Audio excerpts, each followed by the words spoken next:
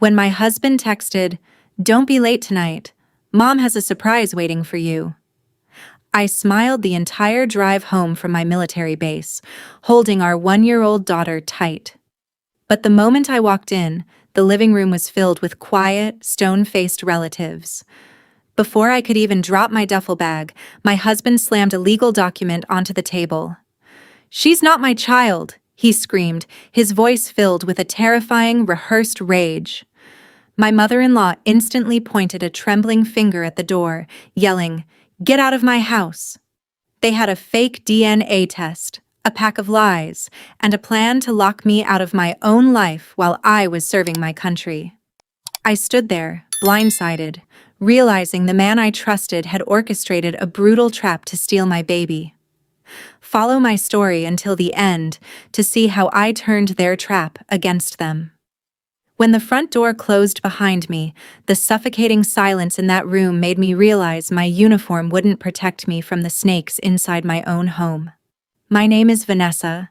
I'm 29 years old, and I had just spent the last 3 weeks pushed to my absolute limits on the military base, surviving on black coffee and the pure longing to hold my baby girl.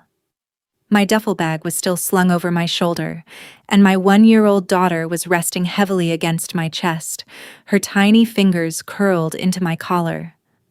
I expected open arms. Instead, I walked straight into a cold, calculated firing squad of my own family members. Garrett didn't look at me with the eyes of a husband. He looked at me like an executioner ready to pull the lever. Surrounding him on our couch were his aunt, his cousins, and his mother, sitting perfectly straight like a jury that had already reached a verdict before the trial even started. When he slammed that clinical white document onto the glass coffee table, the sharp crack echoed through the room. "She's not my child," Garrett bellowed, his voice filled with a terrifying, theatrical rage that felt completely practiced. My mother-in-law stood up instantly, her face twisted in synthetic horror, as she pointed her trembling finger directly at the front door. "You brought a bastard into our lineage, Vanessa. Get out of my house." They didn't want answers. They had a fake DNA test, a mountain of rehearsed accusations, and a trap designed to completely destroy my life. The cold night air hit my face as the front door slammed shut behind me, the sound echoing like a gunshot in the empty driveway. I stood there on the pavement, clutching my daughter to my chest, my mind spinning as I tried to process how the life I had built over years could vanish in a matter of seconds. I drove blindly toward a cheap motel just a few miles from the base, the neon sign buzzing overhead as I rocked my sleeping baby in a room that smelled of stale smoke and cheap cleaner. I am glad to have you here. Follow my story until the end and comment the city or country you are watching from, so I can see how far my journey of justice has reached. Sitting on the edge of that stiff mattress, watching the rhythmic rise and fall of my daughter's chest, the initial shock began to harden into a cold, military-grade focus.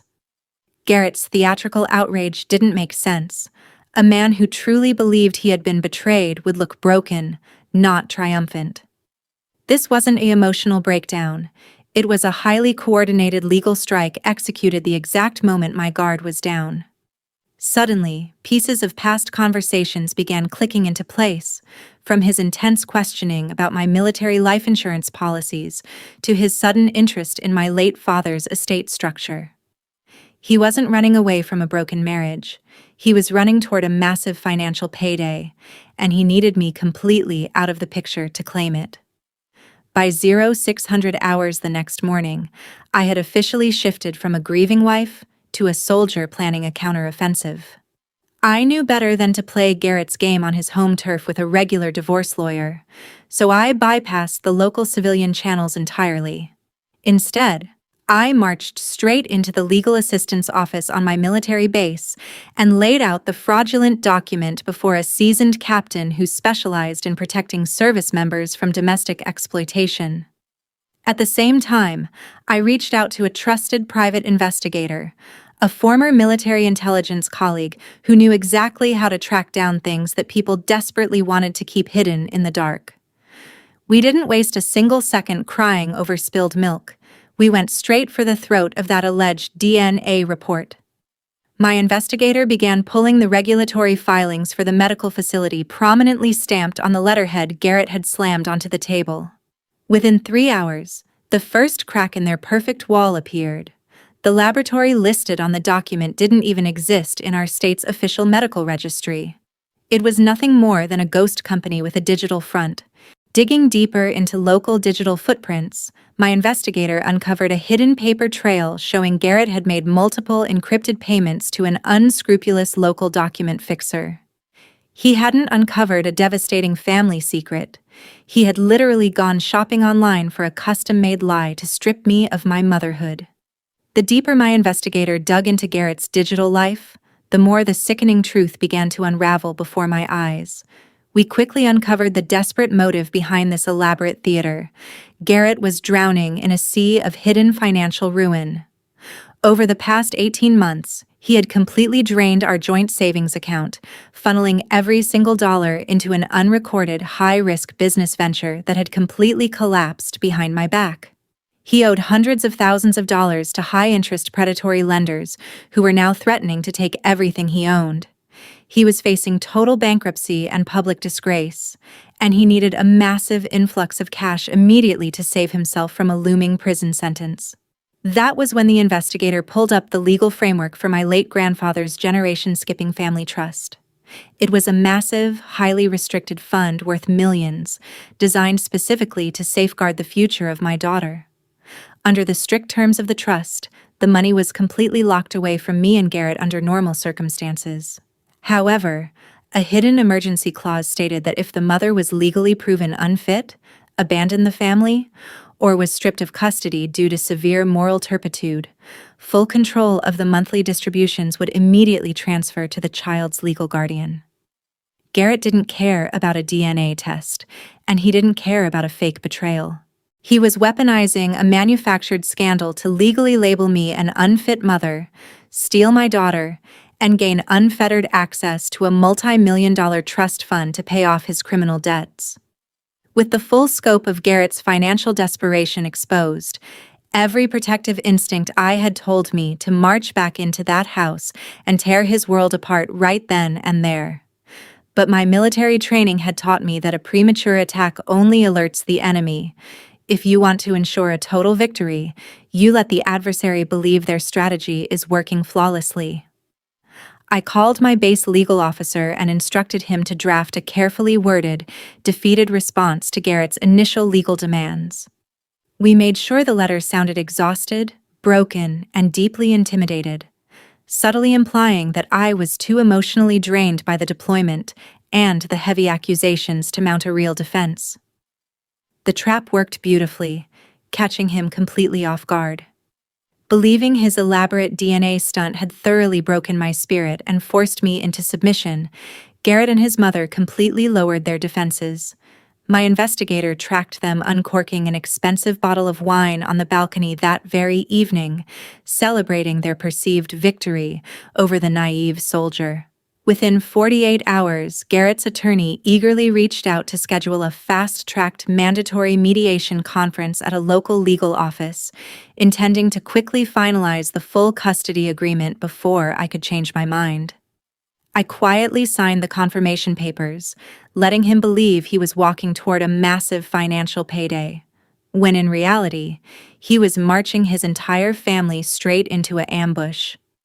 The conference room at the downtown legal office felt entirely clinical, a stark contrast to the boiling tension beneath the surface. Garrett and his mother sat across the long mahogany table, their postures upright and their expressions radiating an unbearable, smug satisfaction. Flanking them was their high-priced attorney, who immediately slid the fraudulent DNA test across the polished wood toward the mediator, launching into a rehearsed presentation about maternal misconduct and broken trust. I sat completely still, my hands resting calmly on my lap, letting them finish their theatrical performance without interrupting a single line. They truly believed this moment marked the final, effortless victory of their elaborate financial plot. The second their attorney finished speaking, James Mitchell stepped forward and completely shifted the gravity in the room. He didn't just present a counter-argument, he dropped a nuclear warhead onto their entire operation. Mitchell laid down certified federal medical records directly from the military hospital, backed by an official State Fraud Division report confirming the laboratory on Garrett's document was a completely fictitious entity. The smug smiles vanished from their faces in an instant. Garrett's eyes widened in sheer terror as Mitchell then displayed real-time financial tracking data, exposing the encrypted digital payments Garrett had made to the forgery service alongside his illegal bank transfers. Their own attorney went completely pale, his hands visibly shaking as he read the undeniable evidence of felony fraud and forgery. He quietly slid his chair back from the table, realizing his clients hadn't brought him a legitimate custody dispute, but had instead marched him directly into a massive federal trap. Garrett opened his mouth to lie, but no sound came out. The deafening silence that followed was the sound of Garrett's entire world collapsing into dust. Faced with undeniable proof of felony forgery, elder financial abuse, and grand larceny, their high-priced attorney advised them to sign a total, unconditional surrender right there on the spot. Garrett relinquished all claims to our daughter and signed away his rights to our shared assets, knowing that the alternative was an immediate federal prison sentence. His mother left the building in tears, facing the complete financial wreckage of her family name alone. I walked out of that clinical office into the bright afternoon sun, finally breathing the clean air of absolute freedom.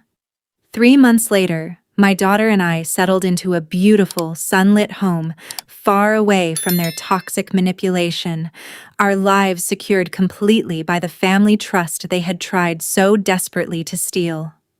What would you do if you were in my place? Have you ever had to fight someone you love to protect your own child? Comment below and let me know. Meanwhile, I am leaving 2 other incredible stories on the final screen that will definitely surprise you. Thank you for watching until the very end.